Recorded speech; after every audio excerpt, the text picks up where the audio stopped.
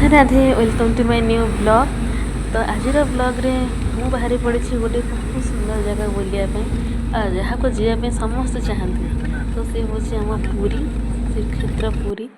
तो ये आसिक stand finally मुझे पहुँची जाइए पुरी रे। तो ये देखिपे केते लोक मान सुआ छुटी ठाकुर को देखापी। ये तालबणिया स्टैंड रे गाड़ी रोचे समस्त चलिक जाऊँच बड़ दाण्ड अभिमुखे। देखिपे केते लोक भिड़ चलती। ये तो बहुत कम लोग भिड़ अच्छी तो आगू को आहरी भिड़ आरंभ हो। तो बहुत बाट चलला फाइनाली मुझे पहुँची गली माउसा मंदिर सम्मुखें। तो ये मत जनसमुद्र लगी देखिपे केते लोक खाली लोक मन लोकमय भक्त मान गहली लगी आज ये। तो मुझे सामिल हो जाइए देखापी बाहुड़ा यात्रा।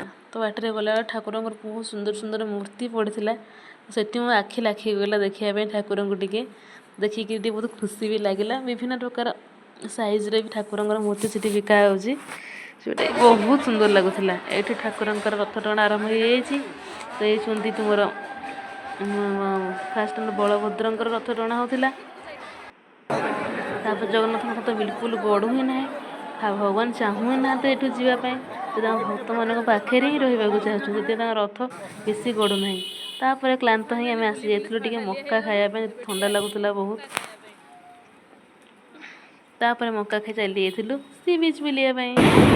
सी बीच गोटे बहुत सुंदर जगह ना। तो जहाँ ना शुणे बहुत खुशी लगे आ बहुत आनंद भी लगे। जी नेबा नुह देवा जानी जी ये दुखिला मनर सुख भरी दिए।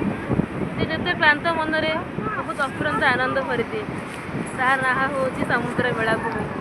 तो सेमती किसी निआर अनुभूति ना आज मुझे आसी पहुँची जाइए समुद्र बेलाभूमि पुरी समुद्र बेलाभूमि। तो राति नजारा तो आहरी ही मस्त देखा जाऊँगी। सी बीच बुली सारापर मुझे चाहिए हाथ में मेहंदी करने। तो ये बहुत दिन पर एमती स्टिकर वाला मेहंदी कली बहुत खुशी लगे जेहतु हाथ में मेहंदी करनी।